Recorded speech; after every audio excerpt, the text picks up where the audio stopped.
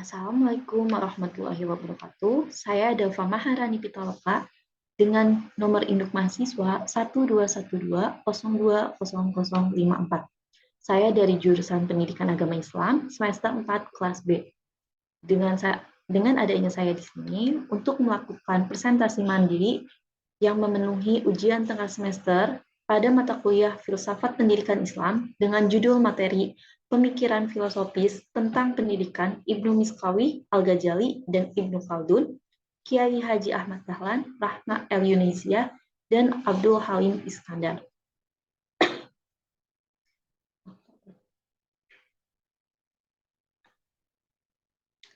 Oke. Untuk mempersingkat waktu, langsung saja ke pengertian dari sebuah konsep pemikiran filosofis tentang pendidikan. Salah satu konsep pemikiran filosofis tentang pendidikan yang cukup penting adalah perennialisme. Perennialisme merupakan suatu pandangan pendidikan yang menekankan pada nilai-nilai dan pengetahuan yang abadi dan universal. Konsep ini berpendapat bahwa esensi dari pendidikan adalah mentransmisikan pengetahuan, nilai-nilai moral, dan kebijaksanaan yang telah ada sejak zaman kuno kepada generasi yang lebih muda. Konsep pemikiran filosofis tentang pendidikan melibatkan pertimbangan filosofis terhadap manusia, tujuan hidup, etika, serta nilai-nilai mendasar yang harus diperoleh dan diterapkan kepada sebuah pendidikan. Oke, next. Langsung kepada konsep pemikiran filosofis tentang pendidikan menurut Ibnu Miskawi.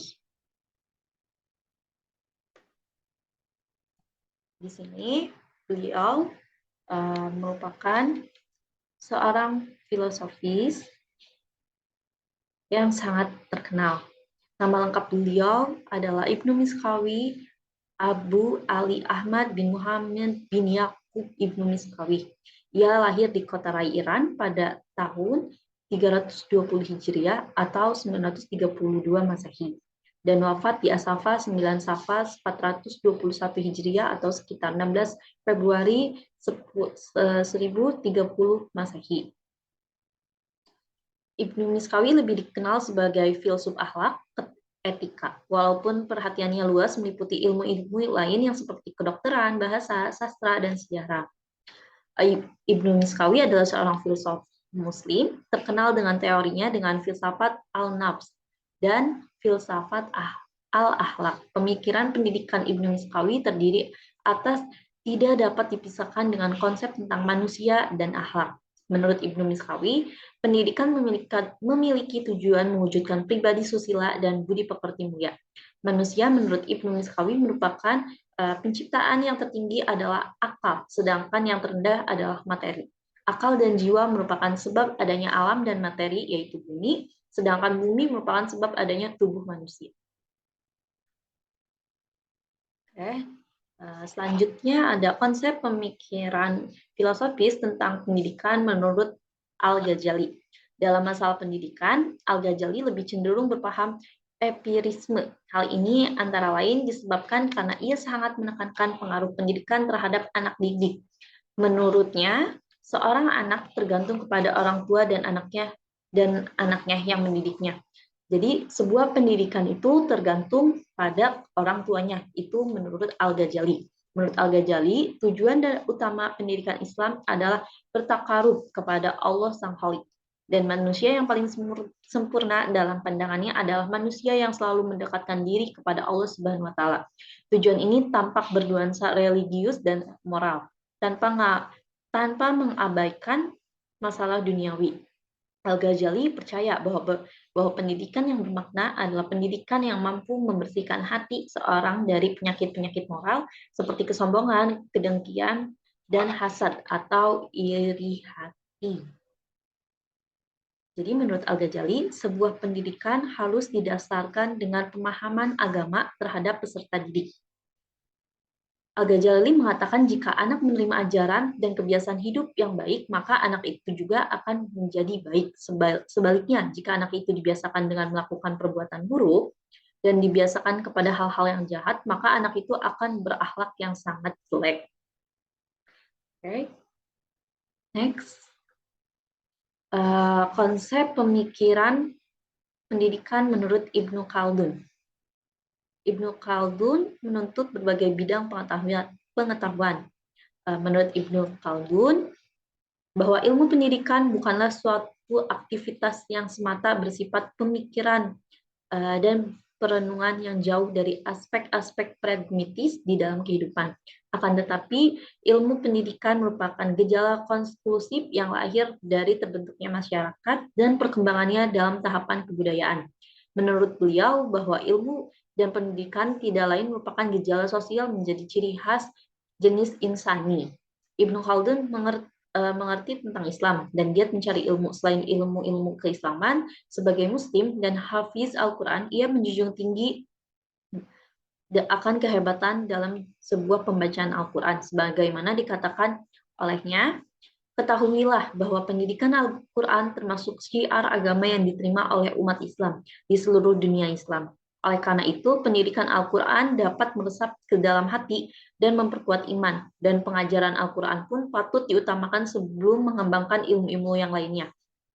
Dalam hal pendidikan, Ibnu Khaldun mengatakan bahwa proses belajar mengajar sebagai suatu hal yang sangat mendasar dalam mengajarkan ilmu pengetahuan kepada siswa.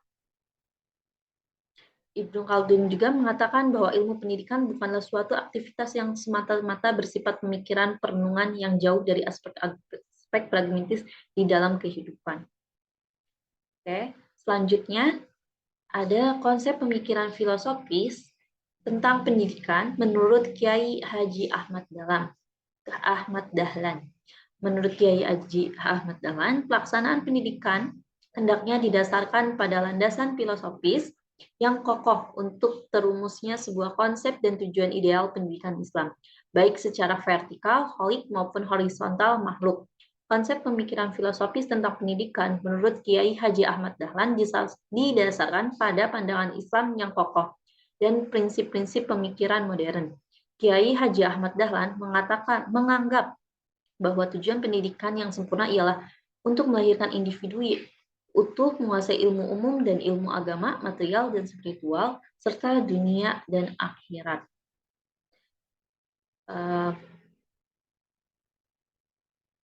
Kiai Haji Ahmad Dahlan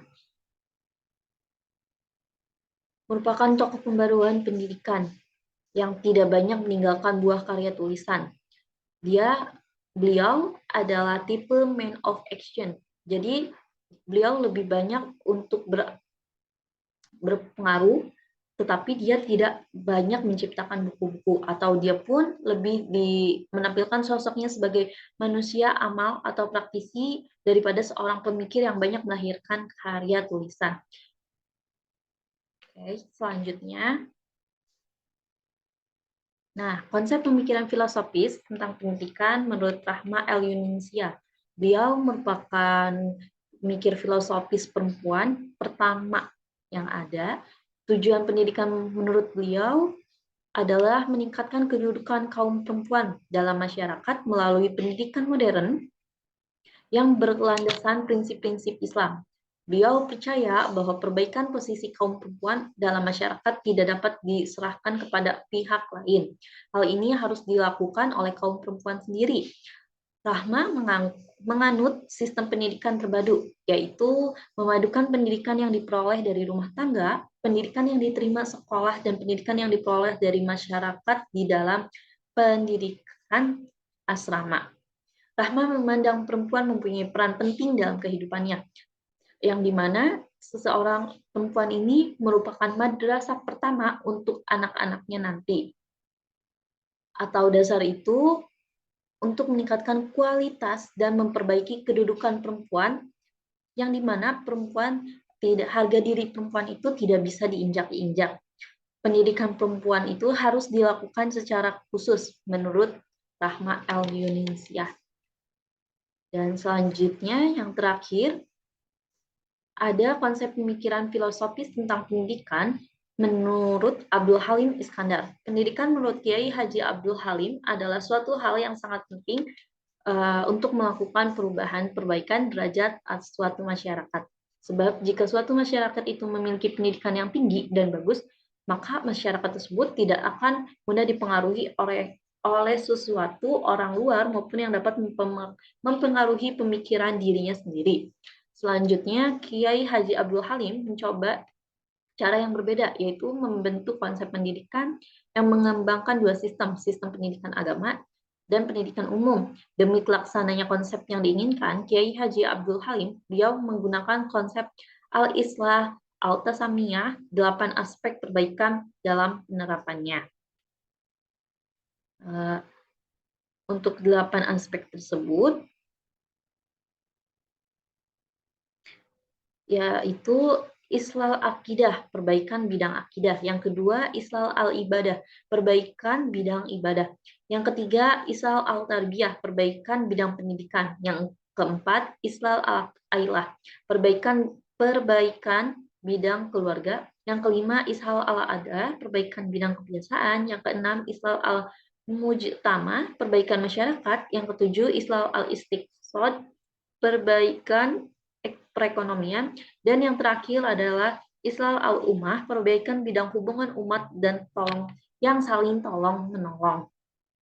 Mungkin presentasi saya cukup sekian. Mohon maaf jika ada kesalahan kata atau kekurangan dalam pencapaian dan pemaparan materi. Mohon dimaafkan. Sekian dari saya. Wabillahi taufiq wal hidayah. Wassalamualaikum warahmatullahi wabarakatuh.